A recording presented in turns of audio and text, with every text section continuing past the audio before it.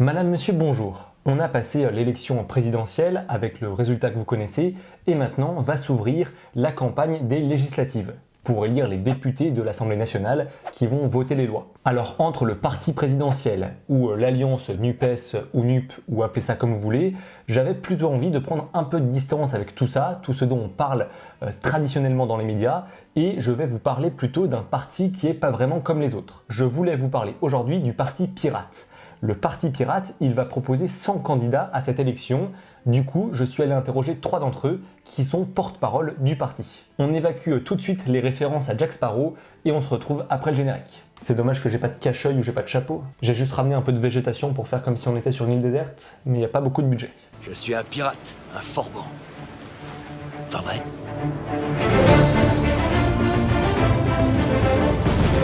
Je vous pose un peu les bases comme d'habitude. Le parti Pirate a été créé en 2006 en Suède.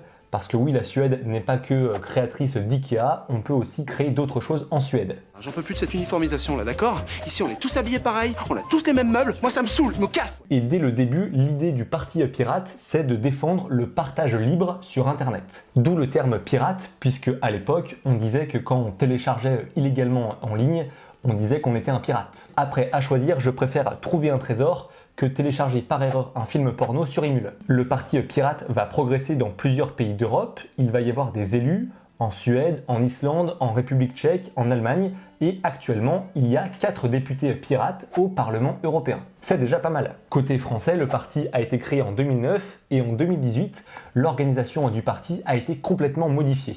Désormais, le Parti Pirate français a une organisation horizontale, quelque chose d'assez unique pour un parti politique, avec des prises de décision qui sont collaboratives.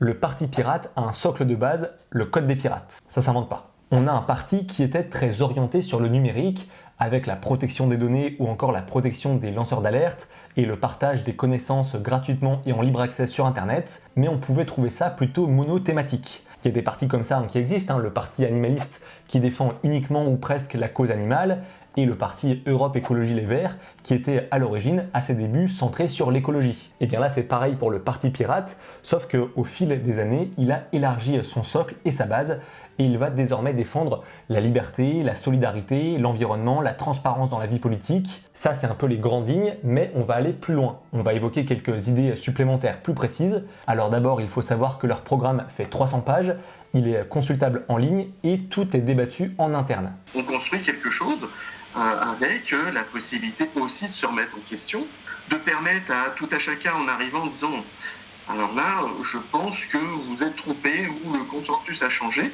et on doit se reposer la question, ce qui n'est pas facile à gérer, on va pas se mentir, parce que tout en tant qu'être humain, on aime bien les choses stables et se remettre en question, des fois, c'est pas facile. Mais surtout, il y a le côté aussi logistique, où quand vous avez un socle qui...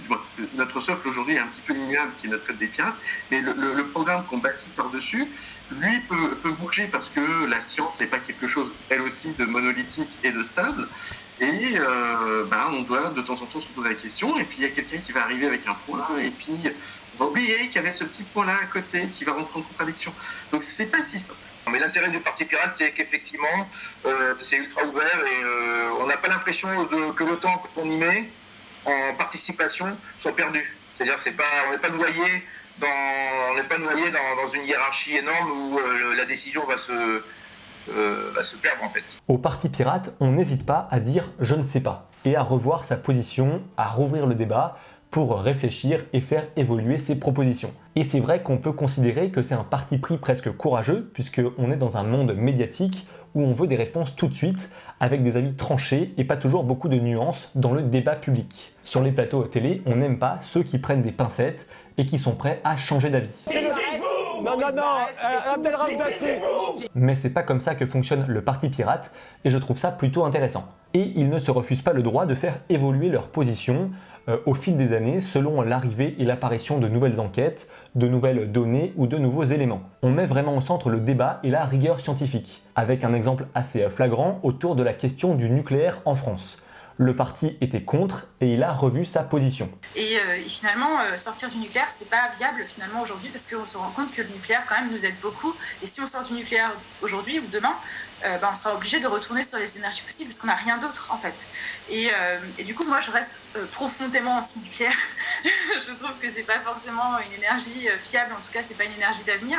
Mais sauf qu'aujourd'hui, on n'a pas le choix. Et du coup, je suis d'accord avec le programme du Parti Pirate qui dit que tant qu'on n'a pas le choix, il faut conserver cette énergie-là, en tout cas dans notre pays. J'en profite, vu qu'on parle de l'environnement, il y a une autre proposition intéressante au niveau de l'écologie, c'est l'interdiction des voitures dans les centres-villes. C'est pas d'interdire les véhicules des personnes qui habitent à la campagne pour arriver en ville, et c'est de dire, dans une ville, vous arrivez à la périphérie, on change les périphéries des villes en mettant en place des parkings, en terrain de préférence, sur de la hauteur de préférence, pour minimiser l'empreinte sur les terres. Et puis, vous avez une massification des transports urbains. L'idée, c'est de remplacer les véhicules individuels par des véhicules collectifs ou partagés.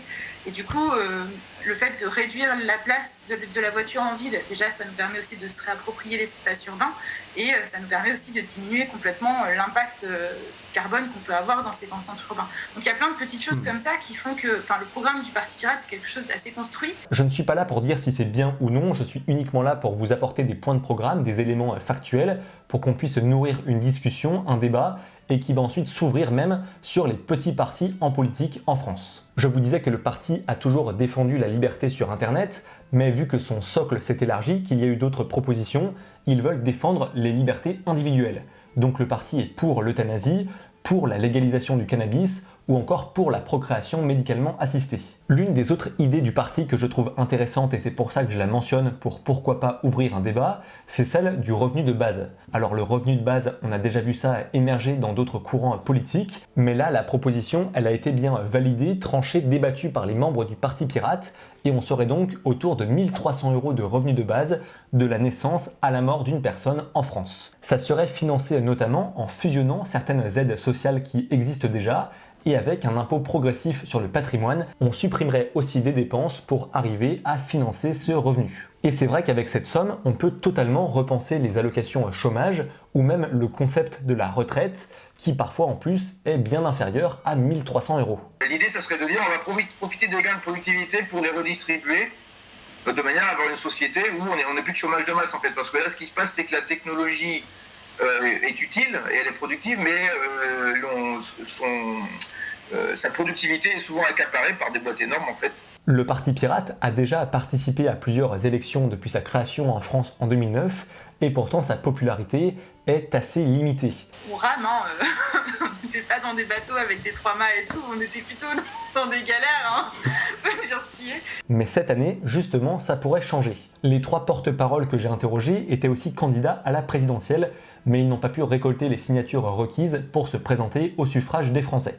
Et d'ailleurs, ça peut vous surprendre qu'on ait 3 candidats du même parti à la présidentielle, et c'est souvent quelque chose qui peut être un peu reproché au Parti Pirate, c'est qu'il n'y a pas de chef, qu'il n'y a pas de leader, et c'est aussi pour ça peut-être qu'on ne le voit pas beaucoup dans les médias, que ça n'intéresse pas les journalistes, parce qu'il n'y a pas vraiment de gourou, de leader, de chef justement, qui peut prendre tout le temps la parole et auquel on peut identifier le parti, le mouvement et ses idées. Après, c'est vrai que normalement, oui, les pirates, ils ont un capitaine. Le capitaine Jack Sparrow. Non, on a dit qu'on arrêtait avec ça. Nos 3 porte-paroles et ex-candidats à la présidentielle vont être candidats pour ces législatives et au total, pour le Parti Pirate, on aura environ une petite centaine de candidatures. Et sur cette élection, il va y avoir un vrai enjeu financier. Parce qu'il faut savoir que si on obtient plus de 1% des voix dans 50 circonscriptions différentes, on peut avoir une subvention publique qui est donnée par l'État à hauteur de 1,64 € par voix sur les 5 prochaines années. Et normalement, le Parti Pirate va y avoir droit grâce à une alliance qu'il a conclue avec un autre parti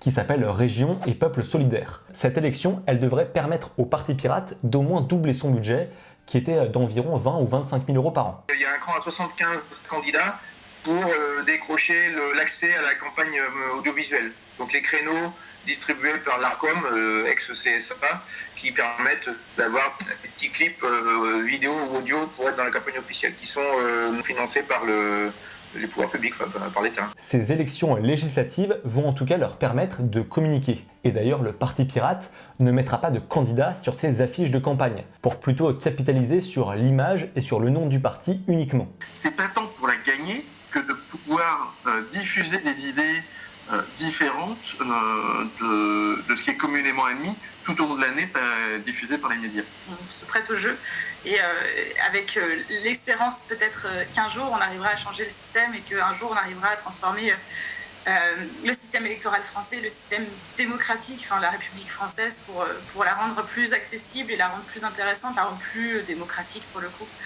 Que ce qu'elle n'est aujourd'hui. Et si on avait un pirate à l'Assemblée, on pourrait se demander où il siégerait dans l'hémicycle. Parce que eux se disent ni de droite ni de gauche. Alors ça fait sourire parce que Macron dit ça aussi alors qu'il fait une politique à droite. Mais quand le parti pirate dit ça, certains les considèrent plutôt à l'extrême gauche. Donc c'est pas vraiment le même délire. Et leur cible électorale, ce sont plutôt des abstentionnistes. Le nerf de la guerre, que ce soit pour le parti pirate, mais aussi pour tous les petits partis, c'est l'argent. Les pirates, là, ils vont pouvoir augmenter leur budget après l'élection, mais sinon c'est impossible de rivaliser avec les partis traditionnels, qui peuvent compter sur des prêts, sur des dons énormes, mais aussi sur les aides publiques qui sont forcément beaucoup plus importantes quand on le ramène au poids qu'ils récoltent dans les urnes avec des centaines de milliers de voix. Pour les élections européennes, le parti pirate avait demandé à ses électeurs d'imprimer leurs bulletins car le parti n'avait pas d'argent pour les faire imprimer. Tout a un coût en politique. Pour toute la France, c'est 200 000 € rien que pour les bulletins de vote. On a peut-être eu 200 000 € depuis l'existence du parti pirate, mais on les a jamais eu en même temps, quoi. Ça crée donc des différences énormes entre les partis et c'est pour ça que les pirates militent pour le bulletin unique en France. Qui permettrait d'avoir un bulletin pour tout le monde, enfin un bulletin avec tous les partis politiques, on cocherait une case dessus. Ça c'est un truc qui est déjà mis en place dans plein d'autres pays. D'ailleurs quand on leur parle de ça, aux autres pays à côté nous disent mais comment c'est possible que vous ayez pas ça chez vous? C'est pas possible, vous devez payer vos bulletins, sérieux, mais c'est pas démocratique. Et c'est le même problème financier pour distribuer des tracts sur les marchés ou faire des meetings. Si on n'a pas de trésorerie, on ne peut rien faire. Pour aller sur les marchés, il faut avoir des sous, parce qu'il faut pouvoir imprimer des tracts. Et imprimer des tracts, c'est pas gratuit. Donc il faut avoir un peu d'argent, il faut avoir du temps, il faut pas y aller tout seul. Il faut savoir que les marchés, c'est aussi ultra violent. Et il faut savoir parce que les opposants politiques, ils peuvent être très très violents.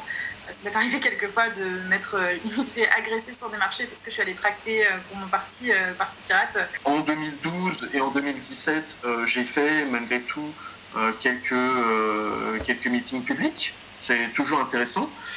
J'ai pas envie de faire les marchés. On a des études qui ont tendance à montrer que ça sert à rien, si ce n'est à se montrer et à faire quelques belles vidéos, notamment avec invitation des journalistes. Hein. Je dis pas qu'on vous piège avec ça, hein, mais en fait, si un petit peu. Parce qu'au final, on n'arrive pas à convaincre les gens sur les marchés. Si vous arrivez à convaincre une personne sur 1000, c'est énorme. Mais au soir des élections, tout ce qu'espèrent nos candidats et militants, c'est que les urnes soient pleines.